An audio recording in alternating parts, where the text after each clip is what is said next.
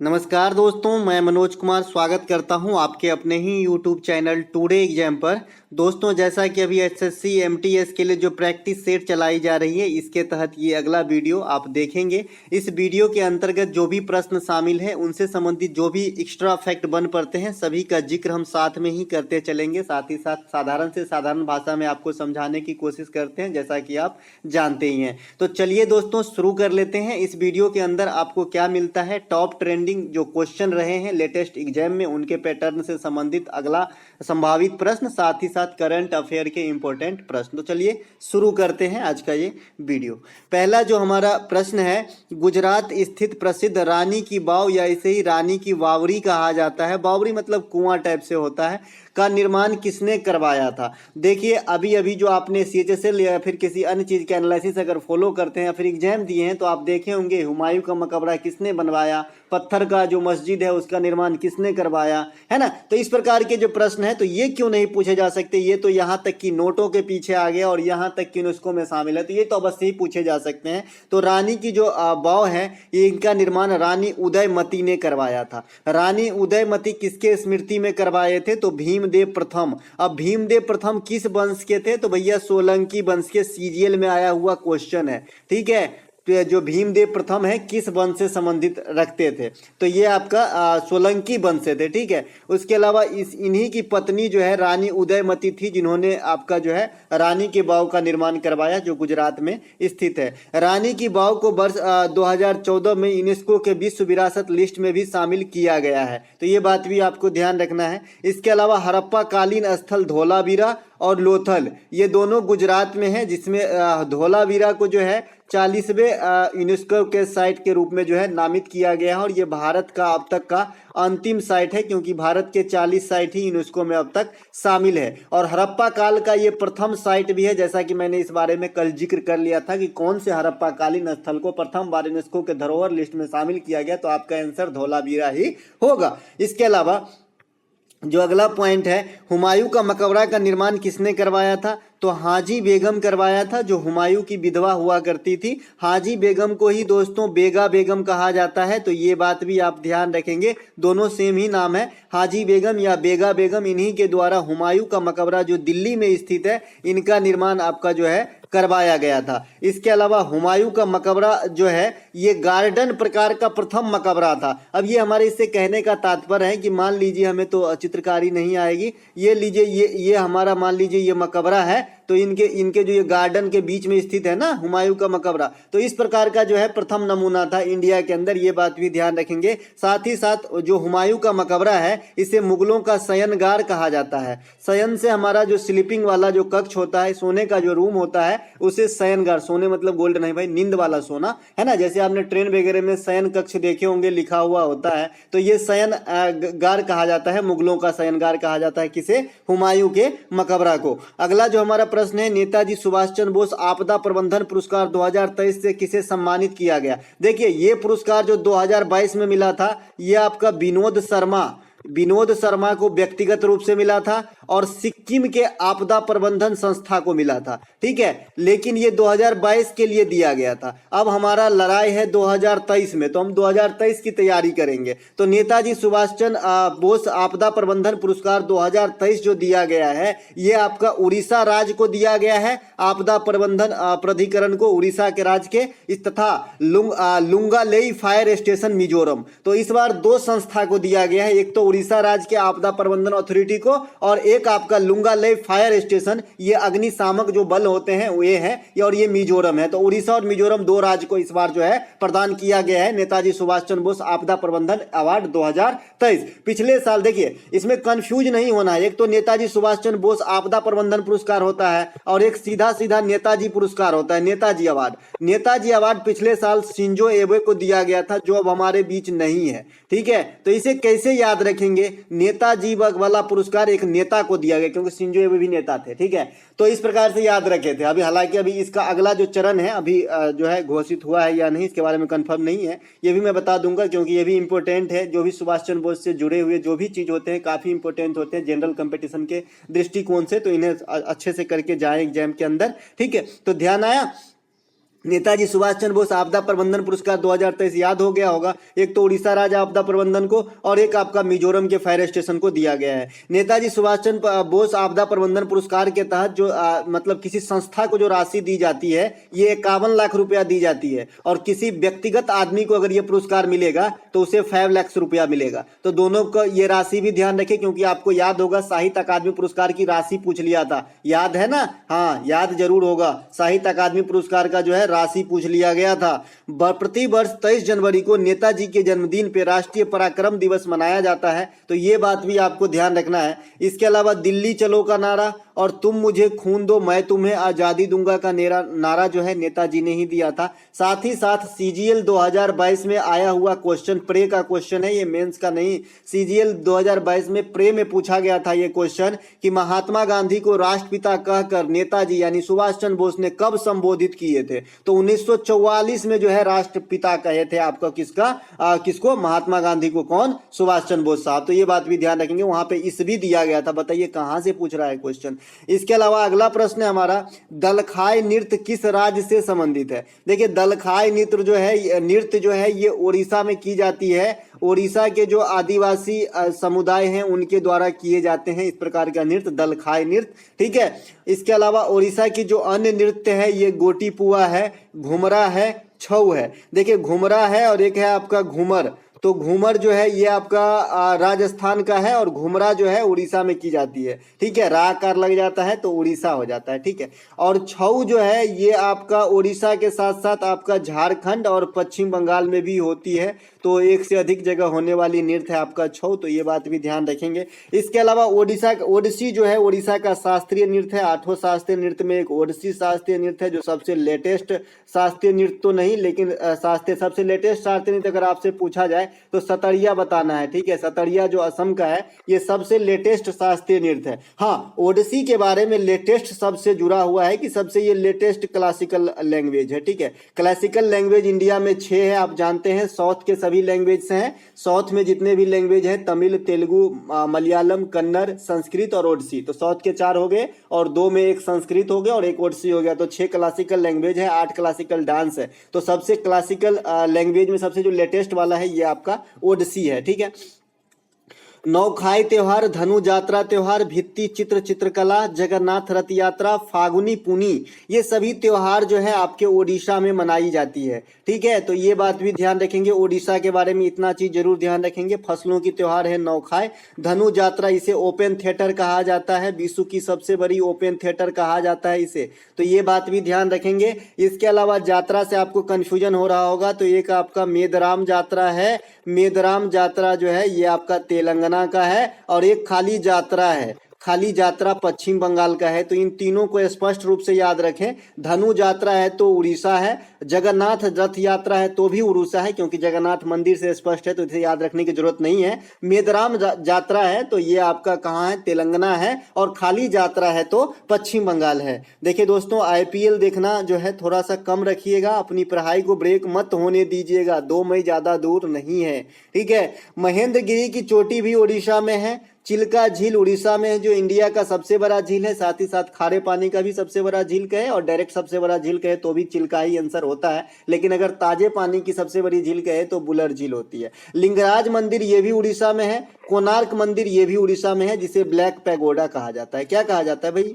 Black pagoda कहा जाता है आपका कोणार्क मंदिर। कोणार्क में जो है ये सूर्य मंदिर है। ठीक है, कोणार्क का सूर्य मंदिर है। और एक आपका जो है मोढेरा में भी सूर्य मंदिर है इंडिया के अंदर। मोढेरा गुजरात के अंदर है जो 24x7 सौर ऊर्जा संचालित गांव बना है इंडिया का, तो ये बात भी ध्यान रखना है। तो मोढेरा में भी एक सूर्य मंदिर है। ठीक है। इसके अलावा उड़ीसा जो है ये बिहार से 1936 में अलग हुआ था। थोड़ा सा समझिए, जो आजकल आप बांग्लादेश देख रहे हैं ये कभी जो है पश्चिम बंगाल का हिस्सा हुआ करता था, तो पहले बंगाल। ठीक है। इसके बाद बंगाल का जो है विभाजन। ठीक है, बंगाल विभाजन। इसके बाद बंगाल विभाजन के बाद में जो है इस बंगाल से यानी पूर्वी साइड वाले बंगाल से बिहार अलग हो जाता है। ठीक है, ये घटना होती है आपका 1912 में।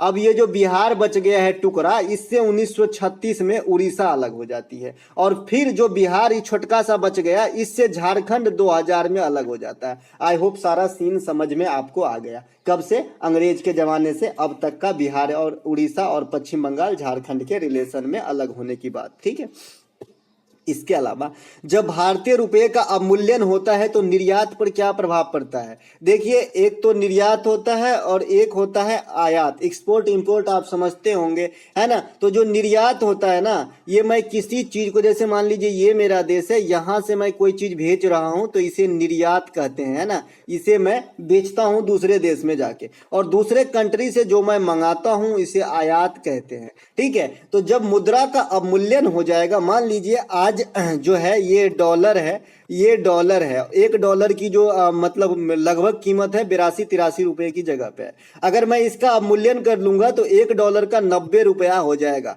ठीक है, इसका मतलब ये नहीं कि बढ़ गया तो मुद्रा की वैल्यू बढ़ रहा है, हमारा वैल्यू घट रहा है ना जी, क्योंकि एक ही डॉलर का पहले 83 देते थे, अब हम 90 रुपया देंगे। ठीक है, तो हमारा अपना मुद्रा का मूल्य घटा दिया, तो अमेरिका वाला चाहे कोई अन्य कंट्री वाला क्या सोचेगा कि अभी सामान ले लो, जो सामान 5 मान लीजिए 83 रुपया का है, 5 से गुना कर 40, 415 रुपया, 415 रुपये का कोई चीज है तो उस समय जो है $5 पे करना होता होगा, है ना। लेकिन अब जो है 90 रुपया हो गया है तो $4.5 के समथिंग पे करना होगा, तो अमेरिका भी ज्यादा खरीदेगा। तो इससे क्या समझा रहा हूं मैं कि जब आपका अवमूल्यन हो जाता है मुद्रा का तो निर्यात सस्ता हो जाता है, बाहरी जो शक्तियां हैं हमसे ज्यादा माल खरीदने के लिए ललायित हो जाते हैं, क्योंकि उसका कम पैसा खर्च होता है। एकदम देहाती भाषा में इकोनॉमिक्स समझाए हैं बंधु। ठीक है, इसके अलावा आसियान दक्षिण पूर्वी जो राष्ट्रीय संघों का संघ है उसकी स्थापना कब हुई? देखिए, आसियान का कई बार फुल फॉर्म भी पूछा जाता है एग्जाम में, तो इसका होता है एसोसिएशन ऑफ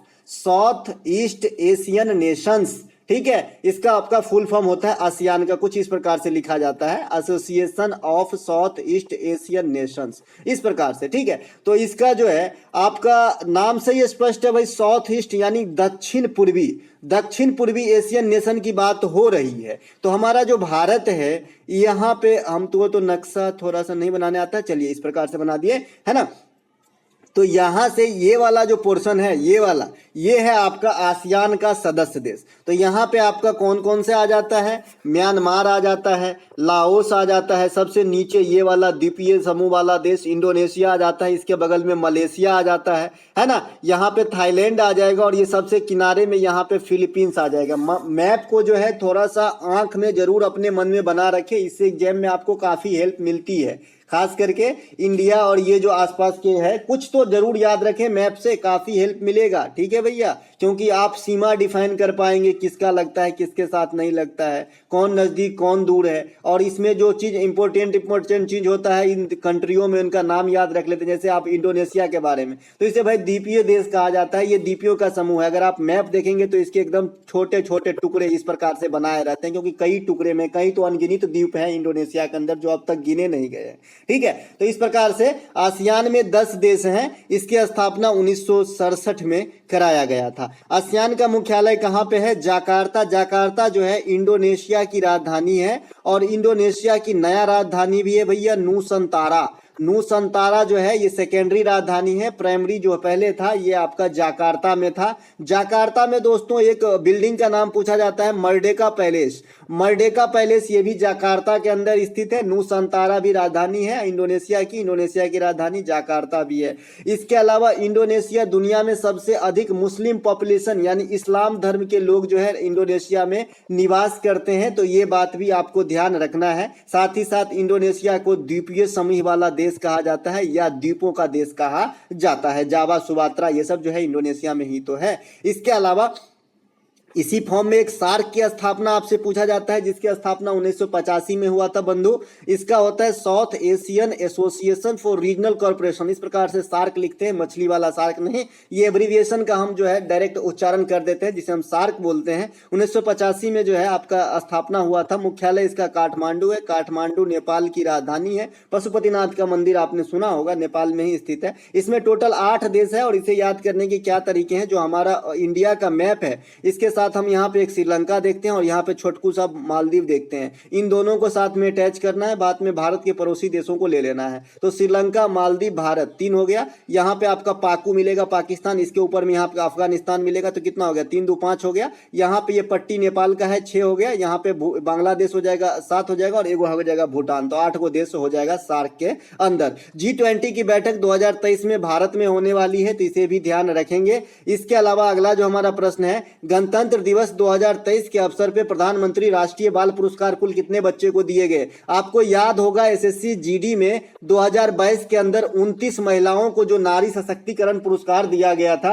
ये क्वेश्चन काफी धूम मचाया था। तो ये क्वेश्चन क्यों नहीं धूम मचाएगा भाई, ये कौन सा पानी पिया है, ये भी तो दूध पिया है ना। तो 11 बच्चे को जो है दिया गया है इस बार के गणतंत्र दिवस के अवसर पे राष्ट्रीय बाल पुरस्कार। इसमें 6 जो है मेल है और 5 जो है फीमेल है, यानी 6 पुरुष बच्चे हैं और 5 महिला, मतलब कहना गलत होगा, 6 लड़का है और 5 लड़की है। ठीक है, टोटल 11 बच्चे को दिया गया। लेकिन यहाँ पे एक क्लू है, नाम तो है प्रधानमंत्री राष्ट्रीय बाल पुरस्कार, लेकिन ये पुरस्कार इस बार प्रदान किए हैं श्रीमती महामहिम जो आपके राष्ट्रपति हैं वर्तमान में, द्रौपदी मुर्मू साहिबा। तो इनके हाथों से प्रदान किया गया है। तो यहाँ पर यह भी क्लू आपसे पूछा जा सकता है, किसने पेश किया, किसने दिया, है ना। बहुत एग्जामिनर चालाक हो गया है दोस्तों, अपने को भी फूक फूक के चलना होगा। इसके अलावा अगला प्रश्न है हमारा, 1916 ईस्वी में मद्रास के होम रूल आंदोलन के प्रवर्तक कौन थे। देखिए, होम रूल आंदोलन के प्रवर्तक इंडिया में अगर कॉमन रूप से पूछा जाता है तो एनी बेसेंट और तिलक हैं। लेकिन अगर अलग अलग जगह के नाम से, क्योंकि होम रूल आंदोलन एक जगह से नहीं चला था, यहां तक कि बिहार से भी चला था। ठीक है, तो जो होम रूल आंदोलन के प्रवर्तक है ये आपका मद्रास के अंदर एनी बेसेंट है। ठीक है, और जो महाराष्ट्र के अंदर जो ज्यादा फेमस हुआ ये आपका बाल गंगाधर तिलक है, जो होम रूल आंदोलन के मतलब प्रतिपादक कहिए, संचालक कहिए, संस्थापक कहिए, शुरूकर्ता कहिए, है ना। ये सभी एक ही चीज है। तो अगर कंबाइंड रूप से पूछे तो एनी बेसेंट और तिलक है। पार्टिकुलर पूछे मद्रास में कौन, तो एनी बेसेंट, और महाराष्ट्र में कौन, तो तिलक। तिलक जो है केसरी और मराठा नामक पत्रों का संपादन किया है, कई दफा एग्जाम में देखा गया है। लेकिन यहाँ पर भी क्लू है, जो केसरी पत्रिका था ना दोस्तों, ये मराठी में लिखा गया था, और जो मराठा पत्रिका था ये इंग्लिश में लिखा गया था। ठीक है, तो यहाँ पर भी थोड़ा सा क्लू है। बाद में कि शिवाजी उत्सव, गणपति उत्सव का चलाने का श्रेय महाराष्ट्र के अंदर तिलक साहब को ही दिया जाता है। इसके अलावा युवा बंगाल आंदोलन के नेता जो है हेनरी विवियन डिराजियो हैं, ये भी कई दफा आपके एग्जाम में पूछा गया है। इसके अलावा संथाल विद्रोह के जो नेता है सिद्धू और कान्हू, सिंधु नहीं है सिद्धू है। ठीक है, सिद्धू, आपने रन पिक्चर देखा होगा, अरे सिद्धू, ये वाला सिद्धू है। सिद्धू और कान्हू जो है संथाल विद्रोह के नेता है ना। ये झारखंड में चला हुआ था, और ये जो है आपका सिपाही विद्रोह से भी पहले का है। और इसके समय जो है आपका लॉर्ड जो आपका कैनिंग था, ये आपका कैनिंग ही गवर्नर था। उस समय तो वायसराय का पोस्ट हो गया था 1857 के बाद, लेकिन उस समय गवर्नर ही कहे जाते थे। कैनिंग भी तो गवर्नर ही होगा। सिद्धू और कान्हू के समय जब संथाल विद्रोह हुआ था तो गवर्नर कौन थे, कैनिंग थे। ठीक है, और ये भारत में जो है जो 1857 का विद्रोह हुआ उसमें चिंगारी कहीं ना कहीं से इसी आंदोलन से मिला था। ठीक है, क्योंकि इसमें काफी हद तक जीत हासिल हुई थी, हालांकि हमारे पास हथियार ही नहीं थे, है ना। इसके अलावा कूका आंदोलन के जो संचालक हैं राम सिंह और बालक सिंह है, ये भी CHSL में लगातार देखे गए। ठीक है, इसके अलावा अगला प्रश्न है, वर्ष 2023 में जीडीपी के मापदंड के अनुसार विश्व में भारत की रैंक क्या है। तो 5वीं रैंक है भैया, 5वीं सबसे बड़ी अर्थव्यवस्था वाला देश बन गया है भारत। ठीक है, और अर्थव्यवस्था में तेजी से ग्रोथ लाने में प्रथम स्थान है जीडीपी के आधार पे। तो ये तो आपसे नहीं पूछेगा, लेकिन ये जरूर पूछेगा कि रैंक क्या है भैया, तो 5वीं रैंक है। जीडीपी वृद्धि दर 2023-2024 इस बजट में कितने अनुमानित किए गए हैं, तो 6.8% किए गए हैं। ठीक है, ये अनुमानित है, क्योंकि ये सब चीज अनुमानित ही किए जाते हैं, क्योंकि कल क्या होगा कोई नहीं जानता है। अगला जो हमारा प्रश्न है, राष्ट्रीय आपदा प्रबंधन अथॉरिटी के अध्यक्ष कौन होते हैं। अभी आपने देखा कि जो प्रधानमंत्री होते हैं ये कई सारे संस्था के अध्यक्ष होते हैं और उपराष्ट्रपति जो होते हैं ये राज्यसभा के अध्यक्ष होते हैं। ठीक है, तो इन फॉर्म में दो तीन संस्था ऐसे हैं जो शायद आप न जानते हो तो जान लीजिए। राष्ट्रीय आपदा प्रबंधन अथॉरिटी, इनके भी अध्यक्ष जो हैं प्रधानमंत्री ही होते हैं। और साथ ही साथ जो भी इंडिया में परमाणु संचालित कार्यक्रम होते हैं उनका हेड अगर आपसे पूछे कि कौन होते हैं भैया, तो बता देना भैया प्रधानमंत्री होते हैं हेड परमाणु संचालित कार्यक्रम का। ठीक है, तो ये एक बात हो गई। दूसरी बात हो गई राष्ट्रीय आपदा प्रबंधन अथॉरिटी के अध्यक्ष कौन होते हैं, तो पीएम होते हैं। अभी नरेंद्र मोदी होंगे और बाद में जो प्रधानमंत्री आएंगे वो होंगे। ठीक है, नीति आयोग के अध्यक्ष भी कौन होते हैं, तो पीएम होते हैं। नीति आयोग में दो पोस्ट और की पोस्ट है, एक तो आपका उपाध्यक्ष है सुमन बेरी है और एक सीईओ है बीवीआर सुब्रमण्यम है। ठीक है, नीति आयोग के प्रथम उपाध्यक्ष और प्रथम सीईओ बहुधा पूछे जाते हैं तो अरविंद पनघरिया प्रथम उपाध्यक्ष बने थे और प्रथम सीईओ सिंधु श्री खुल्लर जी बनी थी। ठीक है, तो ये बात भी ध्यान रखेंगे। इसके अलावा एक संस्था का नाम है अंतरराज्यीय परिषद, इसका भी जो अध्यक्ष होते हैं ना भाई, तो ये भी पीएम ही होते हैं। तो यहाँ पे तीन संस्था आपको याद रखना है जिनके अध्यक्ष पीएम होते हैं। राष्ट्रीय आपदा प्रबंधन अथॉरिटी, नीति आयोग के अध्यक्ष पीएम होते हैं और अंतरराज्यीय परिषद के अध्यक्ष भी पीएम होते हैं। साथ ही साथ मैंने बताया राज्यसभा के अध्यक्ष कौन होते हैं भैया, उपराष्ट्रपति होते हैं। और एक आपने लोक लेखा समिति का अध्यक्ष सुना होगा, लोक लेखा समिति का नाम सुने हैं आप? लोक लेखा समिति संसद के समिति है, इसमें 22 सदस्य होते हैं 15+7 के रेशियो में, जिसमें 15 लोकसभा से और 7 राज्यसभा से आते हैं। तो इसके जो अध्यक्ष होते हैं ना विपक्ष के नेता होते हैं, जो अभी अधीर रंजन चौधरी कांग्रेस के हैं। ठीक है, तो ये बात सब ध्यान रखते हुए चलेंगे, थोड़ा सा क्लियर करके। ठीक है, किस एक्ट के अनुसार भारत में प्रथम बार सर्वोच्च न्यायालय का गठन किया गया था? देखिए 1773 के रेगुलेटिंग एक्ट के थ्रू कोलकाता के फोर्ट विलियम परिसर में, मैंने बताया भाई फोर्ट विलियम कहाँ है, सीजीएल में आया हुआ क्वेश्चन है, तो फोर्ट विलियम कोलकाता के अंदर है। कोलकाता में ही सर्वोच्च न्यायालय का गठन हुआ था। इसी को दूसरे भाषा में बोल देते हैं कि 1773 के रेगुलेटिंग एक्ट के थ्रू कहां पर सर्वोच्च न्यायालय का गठन किया गया, यानी सुप्रीम कोर्ट का गठन किया गया, तो कोलकाता बताते हैं। तो बात वही है, मैं थोड़ा इसमें और मसाला दे दिया हूं क्योंकि ब्रीफ ले जाना चाहता हूं मैं आपको। तो फोर्ट विलियम के परिसर में किया गया था कोलकाता के अंदर 1773 रेगुलेटिंग एक्ट के थ्रू। इसके अलावा पिट्स इंडिया एक्ट कब होता है भाई, 1784 के अंदर होता है। सीएचएसएल में 5 बार पूछा गया ये क्वेश्चन। इसके अलावा आधुनिक सर्वोच्च न्यायालय का जो गठन है, जो आजकल हमारे पास सर्वोच्च न्यायालय है जो दिल्ली के अंदर है, इसका गठन 1950 में हुआ था। दोस्तों यहाँ पे कंफ्यूज आपको होना ही नहीं है, कंफ्यूजन नाम का कोई चीज ही नहीं होता जी पढ़ाई में। ठीक है, एक होता है ना, आपने कई दफा देखा होगा कि भाई 1861 में जो अधिनियम आया था हाई कोर्ट अधिनियम, इसके तहत 3 जगह जो है आपका कोर्ट का गठन किया गया, तो ये हाई कोर्ट थे। ठीक है, और यहाँ जो 1773 के थ्रू हो रहा है ये आपका सुप्रीम कोर्ट की बात हो रही है। ठीक है, तो कोलकाता में सुप्रीम कोर्ट 1773 के रेगुलेटिंग एक्ट क्या आया था, और हाई कोर्ट अधिनियम जो है इसके बाद आया था 1861 में। इसके तहत जो 1862 से लेकर 65 तक मुंबई, कोलकाता और मद्रास, इन 3 जगह जो है हाई कोर्ट का गठन किया गया था। ठीक है, अभी अगर स्वतंत्र भारत की बात करें तो देश में अभी कितने हाई कोर्ट है दोस्तों, तो 25 हाई कोर्ट है। सबसे लेटेस्ट वाला हाई कोर्ट कहां का है दोस्तों, तो आंध्र प्रदेश का है। ठीक है, आंध्र प्रदेश आप जानते हैं तेलंगाना अलग होने के बाद हैदराबाद तेलंगाना के खेमे में चला गया, तो हाई कोर्ट छिन गई थी, तो हाई कोर्ट जो है सबसे लेटेस्ट बनाया कौन, आंध्र प्रदेश ने। ठीक है, चलते हैं आगे। अगला जो हमारा प्रश्न है, गुगा किस खिलाड़ी का उपनाम है? इस प्रकार के क्वेश्चन आपको काफी देखने को मिला है कि भाई फलां खिलाड़ी को क्या कहते हैं। तो गुगा जो है गीत सेठी, गीत सेठी क्या खेलती है भैया, तो बिली बियर्ड्स खेलती है। ठीक है, बिली बियर्ड्स, बिली बियर्ड्स के साथ अंग्रेजी का एक नियम आता है, एस देखने से बच्चे प्लुरल वर्ब का इस्तेमाल कर देते हैं, आर जी नहीं ईज होगा, क्योंकि किसी भी खेल के अंदर अगर लास्ट में एस इंक्लूड है तो हम सिंगुलर मानते हैं और सिंगुलर वर्ब का इस्तेमाल करते हैं। यहाँ पे याद आ गया, बता दिए, ये तो कोई मेंशन नहीं कीजिएगा।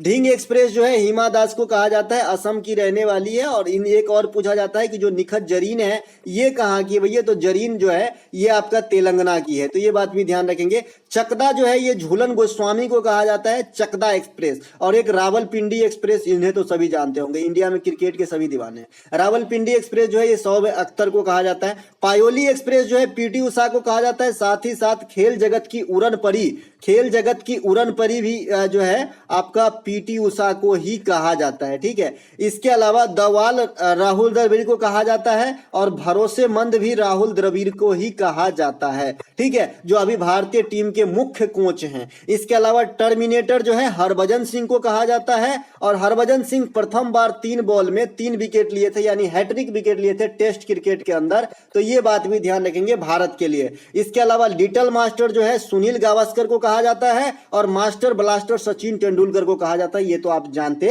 ही होंगे। बाद बाकी सभी क्रिकेटरों के जो इंपोर्टेंट बुक्स हैं इसके जिक्र मैंने पहले ही करा दिया है, क्योंकि दिन सही नहीं चल रहे हैं, क्रिकेटर से ज्यादा क्वेश्चन आ रहे हैं। ठीक है, भारत सरकार ने किस वर्ष तक ग्रामीण क्षेत्रों में नल जल आपूर्ति का लक्ष्य रखा है? देखिए, ग्रामीण क्षेत्रों में जो नल जल आपूर्ति का लक्ष्य रखा है, हालांकि हमारे गांव में हमारे घर में खुद नल लगाए गए हैं लेकिन पानी नहीं आती है। ठीक है, तो ये जो है 2024 तक जो है ये आपका नल जल आपूर्ति का लक्ष्य रखा गया है। ठीक है, देश में प्रथम हर घर जल वाला राज्य कौन सा है? गोवा है। ये VVI फैक्ट होगी आने वाले एग्जाम्स के लिए। और हर घर जल वाला प्रथम जिला कौन सा है? बुरहानपुर है। तो ये भी VVI फैक्ट होगी। तो इन दोनों बातों को ध्यान रखेंगे आप। ठीक है, इसके अलावा विश्व का सबसे ऊंचा पठार कौन सा है दादा? तो विश्व का सबसे ऊंचा पठार तिब्बत का पठार है। लेकिन अगर रूफ ऑफ द वर्ल्ड, दुनिया की छत पूछा जाए तो पामीर का पठार जो है आपका आंसर होगा। तो दोनों बात ध्यान रखेंगे, सबसे हाईएस्ट पठार जो है ये आपका तिब्बत का पठार है, लेकिन रूफ ऑफ द वर्ल्ड, दुनिया की छत पूछा जाए तो पामीर का पठार आपको मारना है। इसके अलावा विश्व में कुछ बड़ी ऊंची देख लेते हैं। विश्व की सबसे ऊंची जलप्रपात अंजील जलप्रपात है जो आपके वेनेजुएला में है। विश्व की सबसे ऊंची चोटी माउंट एवरेस्ट है जो नेपाल में है। नेपाल में इसे सागर माथा कहा जाता है।